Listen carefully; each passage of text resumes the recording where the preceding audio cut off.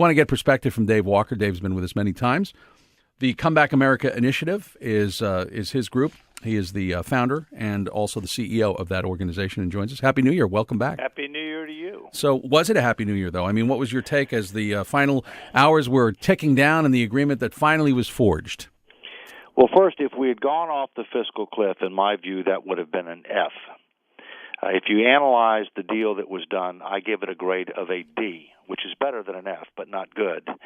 On the tax side, it's a B. I think the changes that were made, absent comprehensive tax reform, made a lot of sense. Were a step in the right direction. On the spending side, it was clearly an F. And candidly, they punted on all the serious drivers of our structural deficits and debt, social insurance programs, as well as the need for comprehensive tax reform. So, and they've also set up for a series of potential fights early in 2013. And frankly, what we need to do is to agree on a framework that will allow us to achieve a comprehensive fiscal grand bargain by the end of 2013, rather than dealing with all these piecemeal issues, every 1 or 2 months. I sort of liken this to a trip where you're sort of going and you know that eventually you're going to get to the end of the road and you got to find a hotel and you say, well, that one looks okay, but it's not the best one. And you keep going. And by the time you get to the end, your last choice is some flea bag. And that's what we got, was a flea bag hotel of a bill out of all of this. But I also wonder if, what struck me, Dave, about this is it just seemed like such a missed opportunity, because when the Simpson-Bowles Commission came around, this was an opportunity for the president to embrace it and say, look, we have a framework now, a template for starting a big discussion with House and Senate. Let's move forward on this. And then even in the debacle of 2011 with the debt ceiling of disagreements between the House and the president, it just seemed that was another opportunity. And here was a third opportunity. And each time the White House, Republicans, Democrats, they just seemed to whiff at this. Well, first, let me say that I think that the president did blow an opportunity after the Simpson-Bowles Commission report. He didn't address it in his State of the Union. He didn't incorporate much of it into his budget submission. And ultimately, he's the chief executive officer of the United States, and he's the only one elected by all the people, and he's the only one that's got the bully pulpit to be able to command broad-based press attention. And so, but that's history. He does want to do a grand bargain. I'm convinced of that. He's willing to do a grand bargain. And frankly, I think John Boehner is too. Boehner's probably got the toughest job in Washington because of his caucus. My view is you're not going to get different results unless you have a different approach. And what has been lacking, and it was also lacking for the Affordable Care Act, a meaningful citizen education and engagement interaction, which is sanctioned by the White House and congressional leaders, a la what Bill Clinton did in 1998 in trying to build for Social Security reform. I was part of that.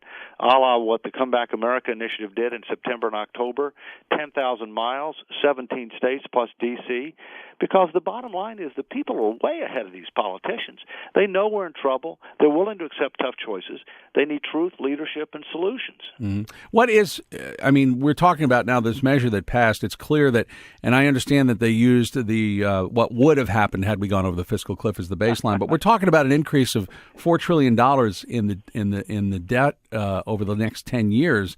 And so clearly there's going to have to be some more discussion about whether somehow revenues have to increase, and it may be a part of that is the economy recovers, but that's a hope, I think, not a plan. And then the other side of that is what you're going to do as far as smart cuts, because at some point it seems that we're going to have to rein in some spending somewhere.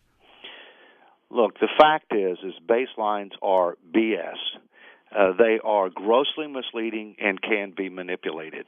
As an example, based upon the deal that was done, if you look at current law, meaning allowing all the tax cuts to expire, allowing the sequester to stay in place, basically it increased the deficit almost $4 trillion over 10 years. On the other hand, if you look at current policy, which meant that you extend all the tax cuts, or at least most of them, it reduced the deficit over 10 years by about $600 billion. What we need to focus on is what matters. Debt as a percentage of the economy. Mm-hmm. That's what matters.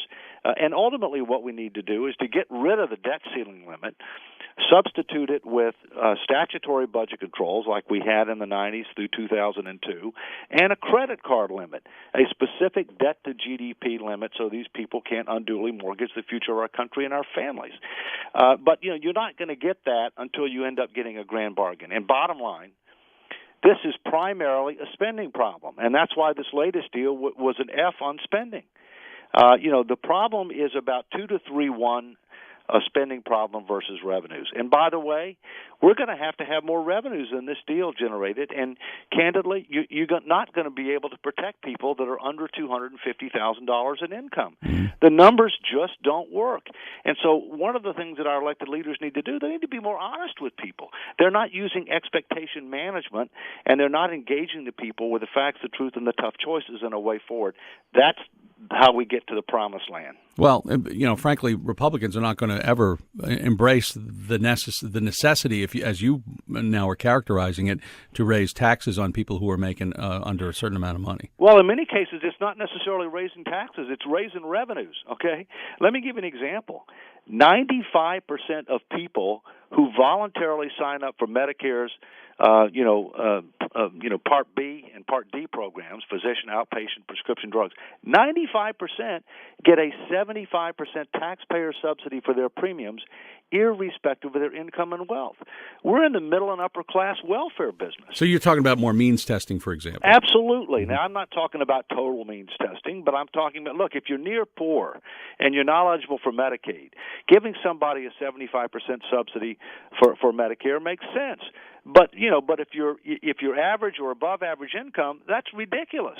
And so what happens is government hasn't learned the difference between universal opportunity and universal subsidy.